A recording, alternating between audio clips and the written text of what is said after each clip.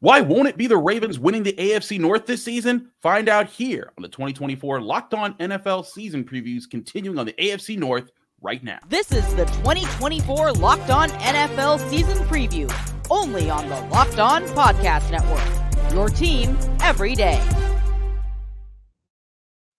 Welcome back to the 2024 Locked On NFL season previews. This episode, we are focused on the AFC North. This episode is brought to you by FanDuel. Now through September 22nd, all FanDuel customers can bet $5 and get a 3-week free trial of NFL Sunday Ticket from YouTube and YouTube TV. Visit FanDuel.com/LockedOn to get started. I'm Christopher Carter, host of the Locked On Steelers podcast, and I'm your host for this divisional preview. Joining me are my colleagues from the Locked On Podcast Network, including Kevin Ostreicher of Locked On Ravens, Jake Liskow of Locked On Bengals, and Jeff Lloyd of Locked On Browns. Today, we are going to look at the contenders, what makes a successful season for them, any early host seats, what one thing could derail each of their team seasons, win totals, MVP candidates, and of course, predictions of where each of these teams will finish. Let's start with the end, though. We'll talk about the end of last year. We stick with the reigning division champions. That was the Ravens. So we go to Kevin.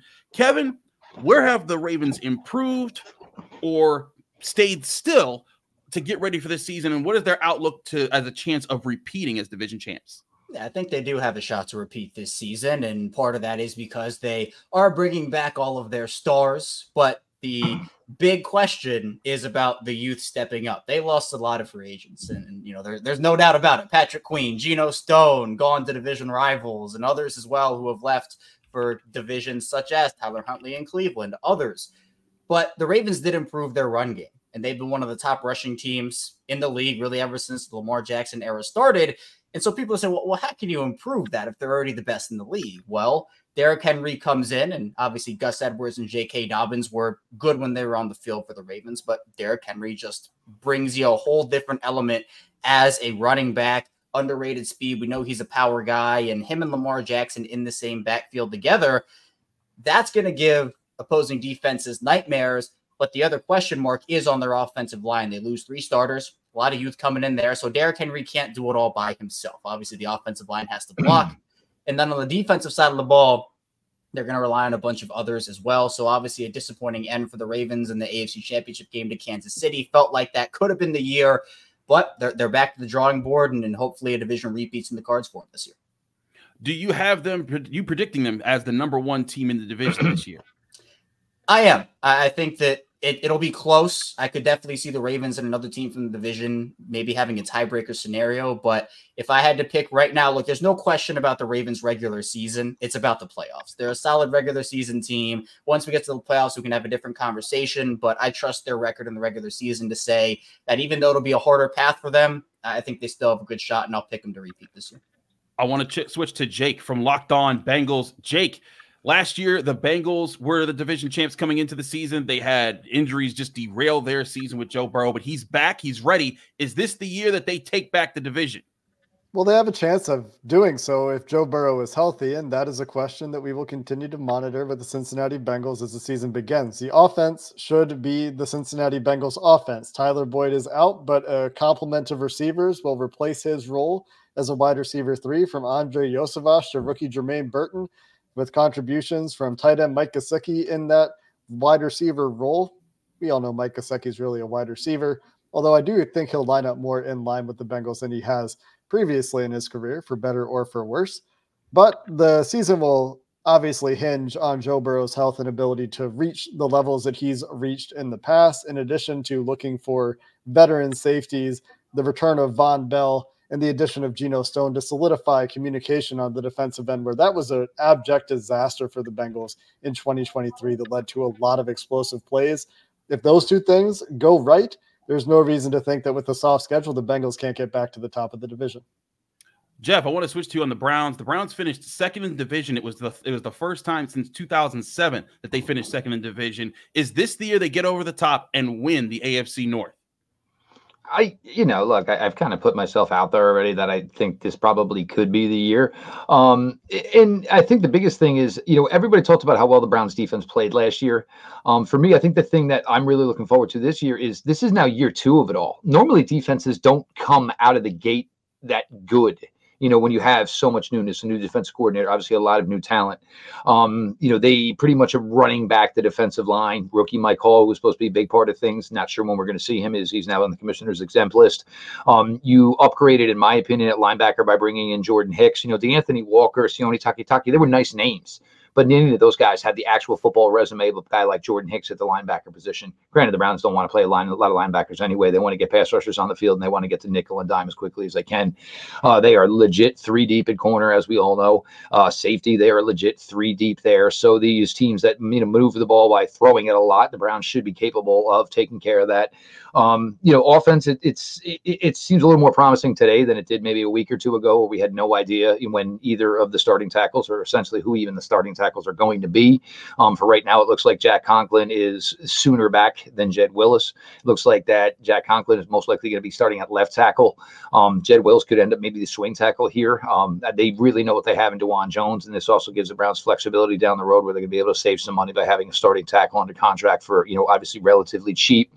The Nick Chubb, we know to this point, we won't see him in September, which is kind of what everybody anticipated.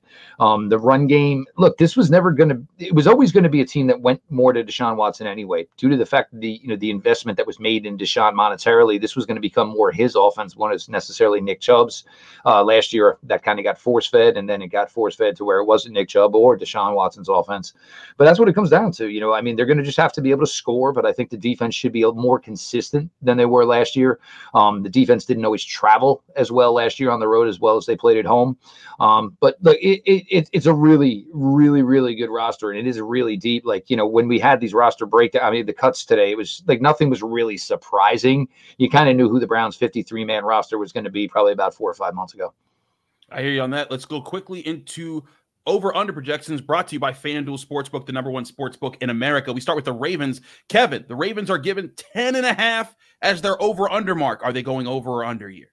I think they're going over. It's going to be a tougher path. They're playing a first-place schedule. They have a really tough early season schedule, too, where, look, again, with that youth, it'll be a test, and there'll be some growing pains. Zach Orr is the new defensive coordinator, and what a test for him. First-ever game play calling ever at any level is against Kansas City in the NFL opener. So even though it'll be harder, I expect the Ravens to hover around anywhere from 11 to 13 wins. I put them in that 12 range, so I'm going over for Baltimore on that one.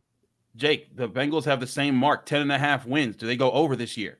It's such a soft schedule for the Bengals. They benefit from the last place schedule despite finishing at 9-8 last year. And those games against New England to start the season and Tennessee later in the season both look like pretty advantageous matchups, even if I think Tennessee is improved. On top of that, the division opponents for the entire AFC North don't strike me as terribly threatening this year. Of course, these things can change. But with that soft schedule and a really soft start to the season featuring New England, Washington, and Carolina, we've seen the Bengals dig themselves out of holes to beat this mark. This year, they should start out faster, and I like them to keep it together, pending Joe Burrow's health. But I like the over, and I like it for the Ravens too, Kevin. I like it for the entire division, which I think is shaping up to be quite strong once again. Once again, the AFC North there. Jeff, the Browns at 8.5 after an 11-win season. Are they going over? Smash it. Smash it 8.5. If I think this team is capable of winning, look, I think every team in this division most likely is going to win 9 games. So I think 8.5 is an unjust number probably to any team in this division. The whole division as a whole, even with Joe Burrow, missing all that time, everybody talked about what the pressure was going to be for this division to hold up, because we talked like it was the AFC West the year before. Everybody thought like that division was going to be, but it's a lot of pressure for 4 teams to truly be really good in the same NFL season. And you had that last year. Everybody was above 500, stayed that way. But I mean, if it's only 8.5, obviously I think it's 8.5. There's some teams you're facing earlier in the year that I think you would rather face early than later. Washington being one of those teams, you would rather face them earlier, I think, before they start to find their groove later in the year. But yeah, I mean, 8.5. I have a lot of confidence that 8.5 is an easy number that I would wager to take the over, sure. The Steelers are at 8.5 as well. I'm smashing the over as well on that. The Steelers, as long as Mike Tomlin's been their head coach, have not had a losing season. If they have 8 wins, unless they tied one game, they have a losing season. I think they're at least getting 9 wins, and who knows, they might be even a little bit higher than that, even though they do have a brutal schedule. We'll get into more of that just here because we're just getting started. Coming up, what's the one thing that could derail the success of each season? It's the 2024 Locked On NFL season preview of the AFC North. Passion, drive, and patience, that's what brings home the winning trophy, and it's also what keeps your ride or die alive. eBay Motors has everything you need to maintain your vehicle and level it up to peak performance. From superchargers to roof racks, exhaust kits, LED headlights, and more, whether you're into speed, power, or style, eBay Motors has got you covered. With over 122 million parts for your number one ride or die, you'll always find exactly what you're looking for, and with eBay's Guaranteed Fit, your part is guaranteed to fit your ride every time or your money back. Because with eBay Motors, you're burning rubber, not cash. With all the parts that you need at the prices that you want, it's easy to turn your car into the MVP and bring home that win. Keep your ride or die alive at ebaymotors.com. Eligible items only. Exclusions apply. eBay's Guaranteed Fit only available to U.S. customers. The 2024 Locked On NFL season previews continue. A reminder, you can get daily coverage of your favorite NFL team by subscribing to their Locked On podcast. We also have the NFL covered nationally with the Locked On NFL podcast, Locked On NFL Scouting, Peacock and Williamson, Locked On Fantasy Football, and Locked On Dynasty Football. And get 24/7 coverage of the NFL with our brand new Locked On NFL stream, free on YouTube and Amazon Fire TVs. Now, we go to expectations for the team, for each team, and what can derail them. Kevin, you said they're over 10.5. Give it your expectation for the Ravens and the one thing that you think cannot happen to mess that up. I think this is a team that's going to be competing for a Super Bowl. My expectation for them is to at least get back to the AFC Championship. If not that, the season to me is a disappointment. And obviously there's a lot of talent in not only this division, but the AFC. And it's going to be tough for them to get there because especially with all the quarterback injuries we saw last season, particularly in the division with Joe Burrow, Deshaun Watson, etc., it's not going to be as easy for Baltimore. And to me, the expectation should be that because, again, as I mentioned, we all know the Ravens are a good regular season team, barring injuries, barring health. They are always consistent, especially in this John Harbaugh era. But nobody here in Baltimore really cares about that anymore because no one cares about regular season success if you cannot get the job done in the playoffs and win the big game, which obviously Baltimore did not. Now, if there was a thing to derail the team, it would certainly be them going too far in on their youth movement while trying to compete for a Super Bowl. As I mentioned, those guys they lost in free agency, a lot of vets out the door, guys who were stable veteran presences for that team last season. Now it's guys like Rashad Bateman stepping into a full-time role who hasn't necessarily proven anything in his 3 seasons. You have rookies starting on the offensive line, second-year guys, other players who haven't proven a lot, replacing players like Kevin Zeitler, who's one of the most steady offensive linemen in this league still as a vet. So to me, I feel like they needed to go some way into this youth movement because it's just the way that these teams with these big quarterbacks on those big deals, that's how they have to go. But their really only big signing of the offseason was Derrick Henry. Again, it's not like they lost Roquan Smith or Kyle Hamilton or anybody like that. But to me, this division is going to be the best in football. And if you're relying too much on youth and inexperience, and that doesn't come to fruition, especially chemistry early in the season, it could come back to bite you later. So I think it's a huge risk reward for the Ravens. The risk is obviously there, but if enough guys step up, second-year players, third-year players, fourth-year players could pay off for them in a big way. Jake, the Bengals had their season derailed with Joe Burrow's injury last year. Let's say Joe Burrow's healthy and ready to go this year. Is there another thing that you think is the big question mark that could get in the way of a Bengals comeback season? Yeah, that's the caveat is the Bengals season hinges on how Joe Burrow's wrist hinges. If he has full range of motion, the ability to grip the ball, then you're not really worried about that. But you're right. If something goes wrong there, well, all bets are off. Outside of Joe Burrow's status, which is the obvious answer, and it's also the correct answer. We don't need to talk too much about it, though, to your point. The next one would be, can the defense return to a functional defense at the NFL level? They were getting gashed in the running game last year, especially when DJ Reader was off the field. DJ Reader no longer plays for the Cincinnati Bengals, so he will be off the field for the entire season. They need to be better against the run than they were without DJ Reader last year. The Bengals would have you believe that, I mentioned this earlier, improved communication from the secondary down to the front 4 should help this quite a bit. The linebackers last year felt like they had more on their plate than they did with Jesse Bates and Von Bell roaming the secondary for the Bengals. And then they lost both of those guys. Von Bell's return has been talked up consistently by both the coaching staff and defensive players on the Cincinnati Bengals as to how much the communication has improved throughout the preseason. That could be a big difference.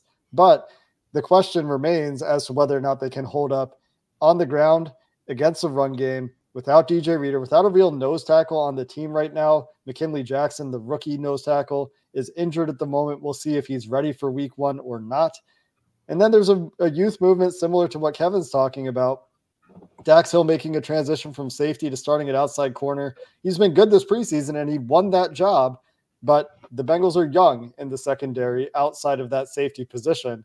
And they also had issues with explosive plays last year. So if we're looking for significant issues for the Bengals, for once, I'm not talking about the offensive line. I actually feel okay there.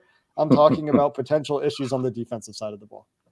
Jeff, let's talk about the Browns' expectations after last year making the playoffs, getting 11 wins. What are the expectations this year, and what's the one thing that can't happen that get in the way of them? Well, I mean, the expectations should be high. I mean, you look at this roster, and it's weird. Like, I hear you guys talking about your rosters being young. Like, the Browns roster is kind of like the veteran roster of the AFC North right now, which kind of sounds a little odd just to even say it the way it is.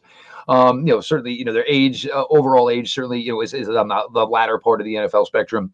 So the expectations should be extremely high. Certainly should be, with the quarterback you have and what you paid to him, that is the expectation. Should be playoffs. It should be winning division. Should be hosting playoff games. There's two factors. Obviously, the biggest one, of course, is the same guy with a large contract, Deshaun Watson. There's certain ways to look at this, and you don't want to ever use QB wins as a way to justify any quarterback who is on a big money contract. But Deshaun Watson is 8-4 starting quarterback of the Cleveland Browns. It is what it is. As sometimes it looked bad and he still won, yes. As sometimes it looked better than people wanted to give it credit for, yes. And we know why some of the reasons that probably does come, and it's justifiably so. But he really just has to take a step up here. Look, they doubled down. He's got 5, if 6, not wide receivers that could play at any given time between Cooper, between Judy. Cedric Tillman's really looks good. Elijah Moore was a nice presence last year. You have rookie Jamari Thrash, David Bell. All these guys have produced at one point or another. You have David Njoku finally putting it all together last year, becoming this all-around tight end that deserves to be mentioned with some of the top tight ends in the league. So it's on Deshaun. And look, he doesn't have to go back to that magical final season that he played in Houston, where it was just incredible numbers. Nobody else on the team really did anything. But he's got to do enough. And he can't ever be the reason that the team loses a game. Certainly not. And the other thing is, you have 3 offensive tackles. Every one of them is coming back off of knee surgery. Jack Conklin today, it was his ACL, his MCL, I think UCL, tore some meniscus. I mean, like, what else could you tear in your knee? So basically, so for him to even say that in less than 1 calendar year, he's back at practice. Most likely we're going to be ready to go for week 1. Jed Wills is not there yet. They say, he's off the lists. He's ready to go at any given time, just not there yet. DeJuan Jones is also coming off of knee surgery. And you got to keep in mind, last year was the most poor the Browns offensive line looked during the Baron Stefanski regime. It had always been the absolute staple, and one of the first things you either talked about Myles Garrett or you talked about the Cleveland Browns offensive line. So when Bill Callahan left, it wasn't necessarily that it was, what are you going to do? He's going to go work with his son. But it was also when they were coming off the worst run that they had together as a group of the 4 years they were together. So if it was ever a time to maybe make a change, maybe it was the time. But we got no way really evaluating that right now. Joe Bitonio doesn't play in the preseason, nor should he. None of the tackles did anything in the preseason. So we have no idea. You have to think there's going to be some sort of learning curve for this offensive line. It doesn't help that you don't have Nick Chubb for a minimum 4 weeks, although Jerome Ford, still gave you 1,200 total yards and 9 touchdowns last year, which, I think a lot of people just sleep on for some reason or another. But that's really where it's going to come down to. It certainly comes down to Deshaun. And if it doesn't go well this year, obviously that's going to create a whole, weird circumstance for this team, which would finally have draft assets and would be able to, get back into the game and try to correct something somewhere if they had to. But it comes down to Deshaun going out there and the Browns finally getting the Deshaun Watson, or at least 85% of Deshaun Watson that they thought they were getting, and this offensive line performing. Maybe not going to be as good as they were in their heyday, but getting back to being, maybe not top 5 anymore, top 10, top 11, somewhere in that range. The Steelers, I think, are in a position where there's expectations for this team to get back to double-digit wins. They had 10 wins last season. The question is, can they do that and get a playoff win? That's what everyone's been desperate to see in Pittsburgh. I think the biggest thing that gets in the way of getting back there, because I do think this team is better as a roster. The thing is, they're playing a much tougher schedule this year. They've got the Eagles. They've got the Chiefs. They've got the Chiefs on Christmas Day. It's going to be nuts. And then, of course, the whole AFC North gauntlet at the end of the season where everyone's playing each other. That's going to be where this division is won. I think the biggest thing that could get in the Steelers' way is what got in their way last year, and it's the injuries on defense. At one point, they were starting basically 2 practice squad linebackers, 2 practice squad safeties. Patrick Peterson was moving to safety at times. They were decimated with injuries last year, and that contributed to a 3-game losing streak, including to the Patriots and Cardinals last year, that derailed what was at that point a decent season. So the Steelers need to stay healthy. The good thing is they have depth on defense this year. They have Nick Herbig at outside linebacker. Marvin Leal switched out there, and he's been looking fine. So they're not as inept at behind TJ Watt and Alex Highsmith as they have been in past years. So I look at that and I see there's better chances for that. But still, if this is a team that misses TJ Watt for a big chunk of time, misses Minka Fitzpatrick for a big chunk of time, Patrick Queen for a big chunk of time, this could be another year where the Steelers defense isn't living up to the hype. I think the offense is, as much as everyone wants to see it improve, as long as it's just beats the minimum that has been the last few years with Matt Canada, Kenny Pickett, Mitch Trubisky, name a quarterback, I think the Steelers will be happy with what they see on offense from Russell Wilson and company. But with that, we have to talk about MVP candidates real quickly. Kevin, is there any MVP candidate on this roster not named Lamar Jackson? And if not, what's the case for Lamar getting his 3rd MVP? Yeah, I mean, I think that Lamar is your most obvious choice here. I guess as a dark horse, if you're not going to say Lamar Jackson, Kyle Hamilton's obviously a Defensive Player of the Year candidate, but I mean, in a crazy world, maybe he goes out there and wins MVP, not putting any money on it. But I would maybe say him. Maybe Derrick Henry shocks the world. Who knows? But obviously for the Ravens, your MVP candidate is Lamar Jackson. Jake, is it simple enough to say Joe Burrow, or does Jamar Chase or someone else add into that conversation as far as MVP? The MVP is a quarterback award. There are 2 teams in this division that have a player that is likely to win an MVP. We can talk about Defensive Player of the Year candidates, Offensive Player of the Year candidates, Special Teams Player of the Year candidates for some of these teams. There's good specialists in this division. But if we're talking about MVP, we're talking about quarterbacks, and that's obviously Burrow. Absolutely. Jeff, is there an MVP candidate on the Browns? Can Myles Garrett beat what Jake just said? Well, I mean, there are a couple of teams in this division, Chris, that have had a Defensive Player of the Year on their defense, so they could be maybe mentioned as MVPs. In Mr. Myles Garrett, TJ Watt, of course. I mean, if the Browns are going to go where they go, I mean, if we're talking overall league MVP, I think the Browns will be viewed as a varied team if they are successful. Do I think, that would, we're also talking, 45 touchdowns. I don't think Deshaun Watson's going to throw for 45 touchdowns. I don't think the Browns have any plans of trying to, throw the ball like that much. Not saying they may not or have to, but it's the Browns are probably more of the overall parts become the greater sum. We're not going to mention Deshaun on the level of certainly, Lamar or Joe Burrow. If there was to be an MVP from the AFC North, most likely it would be number 9 or number 8. Yes. I look at the Steelers. I'm not saying Russell Wilson's going to be up in this conversation. I agree with Jake. TJ Watt has led the NFL in sacks in 3 out of the last 4 years, and he's not been in MVP conversations. He has gotten a Defensive Player of the Year once, finished second twice, but in all that doesn't get you MVP. We got a lot more coming your way here with the grueling 18-week schedule. We're going to talk about what we like about the other teams in the division. All that next here on the preview for the 2024 NFL season, focusing on the AFC North. Today's episode is brought to you by FanDuel Sportsbook, the #1 sportsbook in America. And you've heard us talk a lot about FanDuel, America's #1 sportsbook. A reminder, here are the win total predictions for the AFC North. Both the Ravens and the Bengals currently sit with their over-unders at 10.5 wins, while both the Steelers and Browns sit with their over-unders at 8.5 wins. This is a division where all 4 teams last year finished with winning records. So this year, who will go over? Who will go under? Place your bets with FanDuel, America's #1 sportsbook. Also, we have something a little different for you today on America's #1 sportsbook with FanDuel. Now through September 22nd, all FanDuel customers can bet $5 and they'll get a 3-week free trial of NFL Sunday Ticket from YouTube and YouTube TV. Then, with a YouTube TV-based plan, you'll be able to watch every regular season Sunday afternoon out-of-market game. All you need is a Google account and a current form of payment, and you can cancel at any time. Just visit FanDuel.com/lockedon to download America's #1 sportsbook. That's FanDuel.com/lockedon to download America's #1 sportsbook, and that's FanDuel. The 2024 Locked On NFL season previews continue. A reminder, you can get daily coverage of your favorite NFL team by subscribing to their Locked On podcast. We also have the NFL covered nationally with Locked On NFL, Locked On NFL Scouting, Peacock and Williamson, Locked On Fantasy Football, and Locked On Dynasty Football, and get 24/7 coverage of the NFL with our brand new Locked On NFL stream, free YouTube and Amazon Fire TV. So let's play a game now. Each host, we're going to run through each of you. I want you to give flowers to a different team in the AFC North based off of something you admire about that team. Is it the defensive scheme, their dedication to the run game, anything that's just not they have a good QB? We start with Kevin. Pick your AFC North team to give some flowers to. I'm going to go, and I've been very vocal about this, I'm going to go with Cleveland.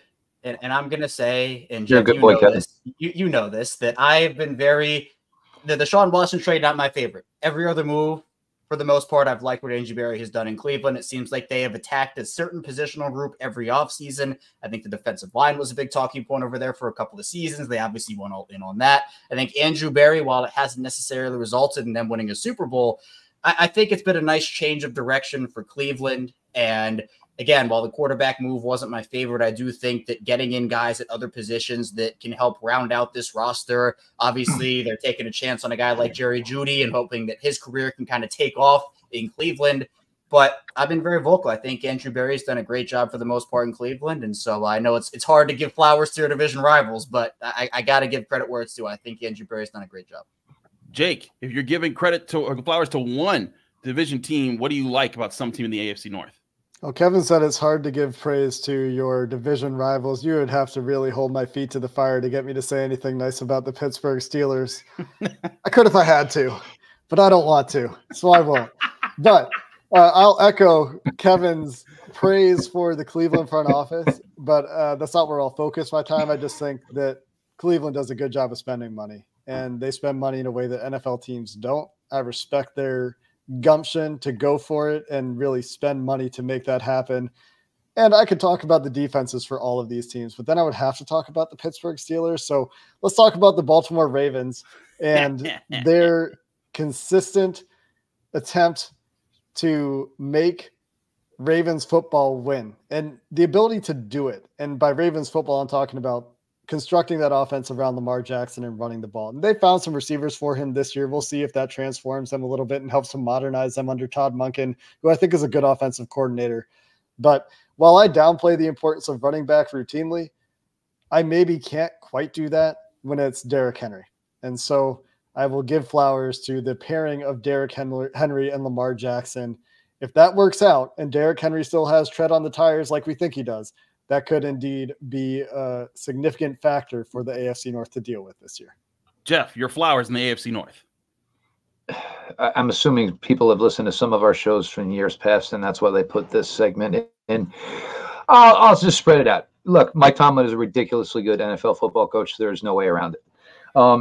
The Bengals, for whatever everybody tries to, and look, we don't know truly what the finances are, but for where they are right now and the roster that they have, and there's going to be some probably moving on from a guy or two, and maybe T. Higgins isn't going to be here any longer, but trying to already cover that up.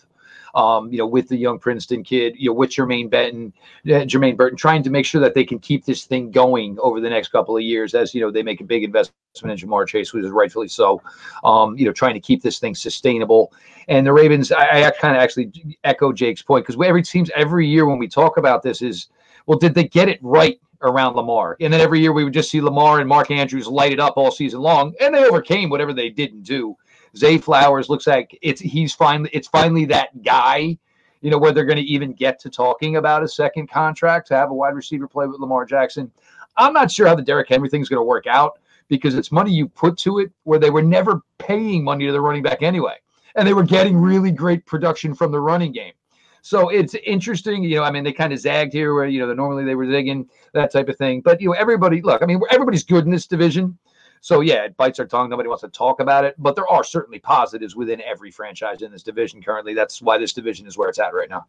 Everyone is good in this division. I'll say that, and that means I obliquely said something nice about the Pittsburgh Steelers. And you didn't have, well, but now you actually said Pittsburgh. But go ahead. There you go. But I'll say, if I'm giving flowers, I love how the Ravens have assembled talent around Lamar Jackson in the offense at the playmaker position, adding Derrick Henry, Zay Flowers developing into another year. I loved Zay Flowers in college, got to cover him in the ACC. With Mark Andrews, I liked what they did with Isaiah Likely last year. I think that Lamar Jackson has been asked to just carry the playmaking on that offense on his back for too long. And now with more weapons, he doesn't have to do that as much, and that can allow him to play within a scheme. And I think that can do a lot for the Ravens. We still got a few more things to cover here, though. Which rookies make a difference in the season? Give me one rookie that needs to be talked about. Kevin, you start with the Ravens.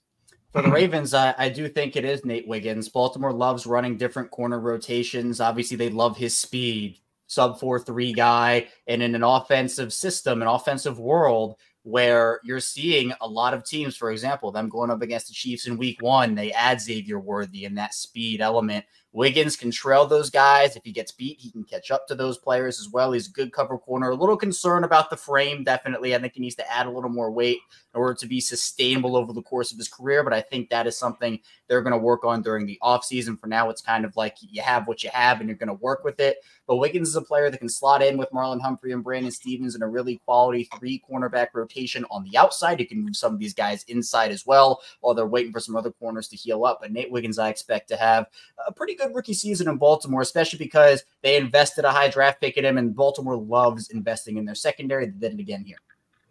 Jake, give me a rookie on the Bengals to be on the lookout for.